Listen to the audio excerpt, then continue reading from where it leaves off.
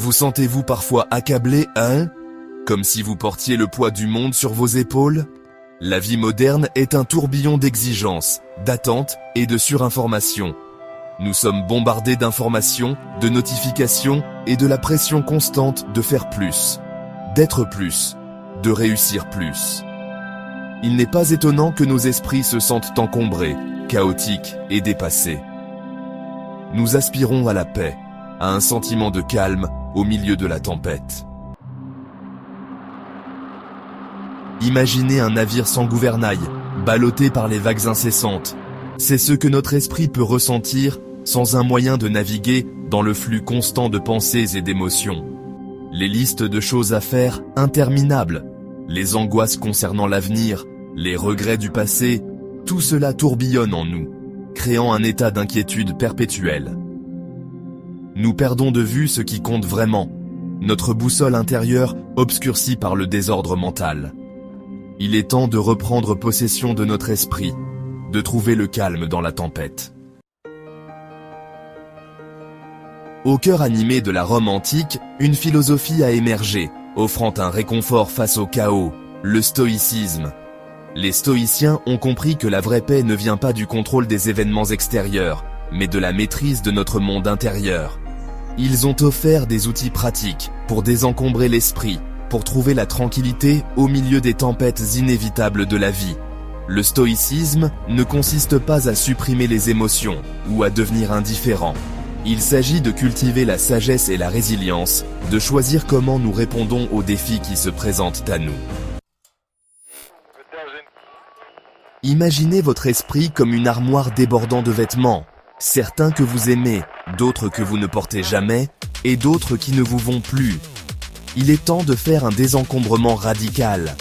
Le stoïcisme nous encourage à identifier et à nous débarrasser des soucis inutiles. Ce sont les « et si » et les « j'aurais dû » qui encombrent nos esprits et nous volent notre joie. Posez-vous la question, est-ce que ce souci est sous mon contrôle? Sinon, laissez-le aller. Concentrez votre énergie sur ce que vous pouvez influencer et libérez le reste. Accueillir le vide. Trouver la paix dans le vide. Dans notre monde moderne, nous sommes constamment entourés de bruit et de distractions. Les notifications incessantes, les obligations sociales et les attentes professionnelles nous laissent peu de temps pour nous reconnecter avec nous-mêmes. Nous résistons souvent au vide, recherchant une stimulation et une distraction constante. Cette quête perpétuelle de divertissement peut nous épuiser mentalement et émotionnellement, nous laissant un sentiment de vide encore plus profond. Mais si la vraie paix résidait dans l'accueil du vide, en embrassant le silence et la solitude, nous pouvons découvrir une tranquillité intérieure que nous n'aurions jamais imaginée. Le vide n'est pas un ennemi, mais un espace sacré où nous pouvons nous retrouver. Le stoïcisme nous enseigne à visualiser le pire des scénarios, non pas pour nous attarder sur la peur,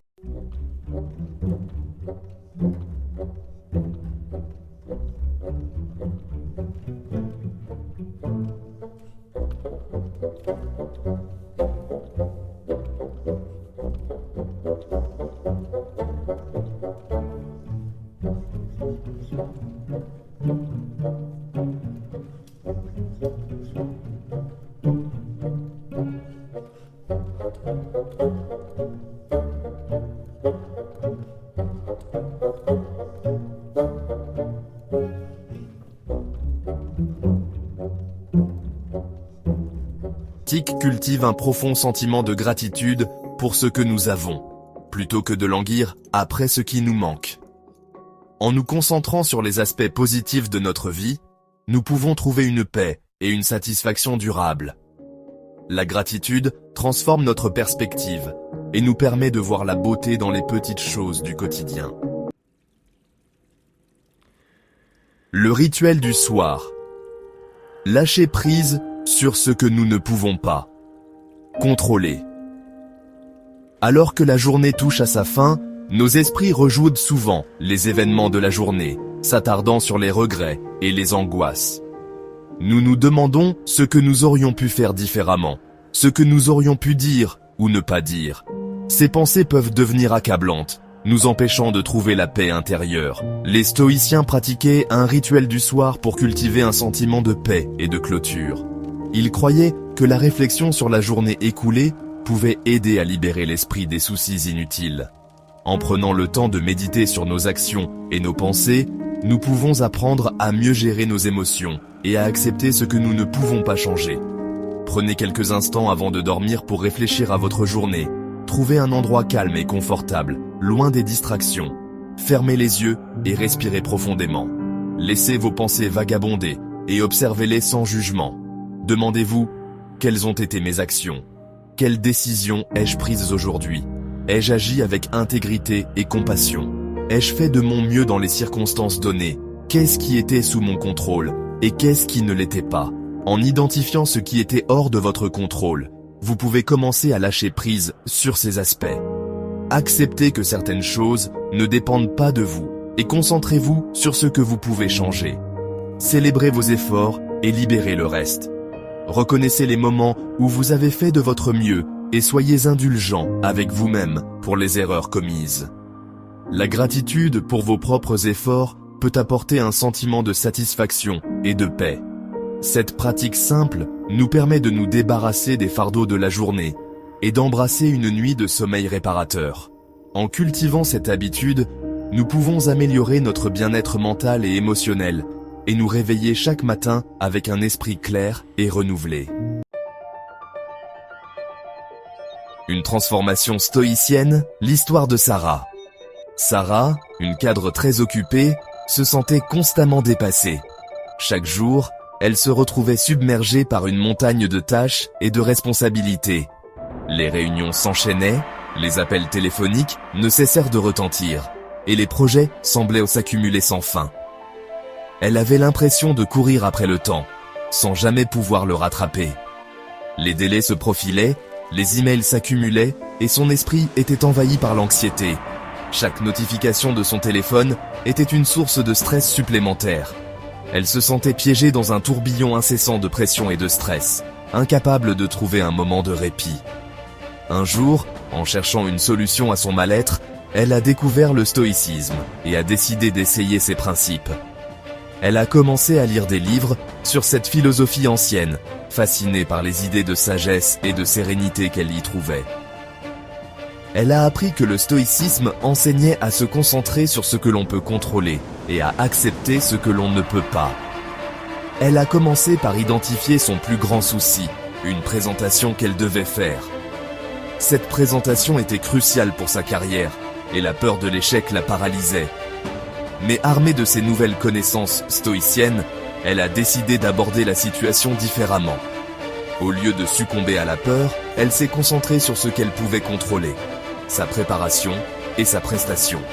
Elle a passé des heures à peaufiner son discours, à répéter devant le miroir et à s'assurer que chaque détail était parfait.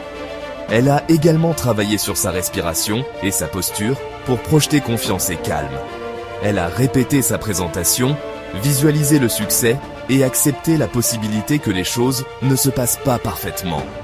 Elle a compris que l'important n'était pas de tout contrôler, mais de faire de son mieux et d'accepter les résultats avec sérénité.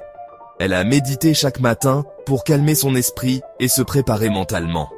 Le jour de la présentation, Sarah s'est sentie calme et confiante. Elle a pris une grande inspiration avant d'entrer dans la salle de conférence, se rappelant les principes stoïciens qu'elle avait appris. Elle savait qu'elle avait fait tout ce qui était en son pouvoir pour se préparer, et cela lui donnait une force intérieure.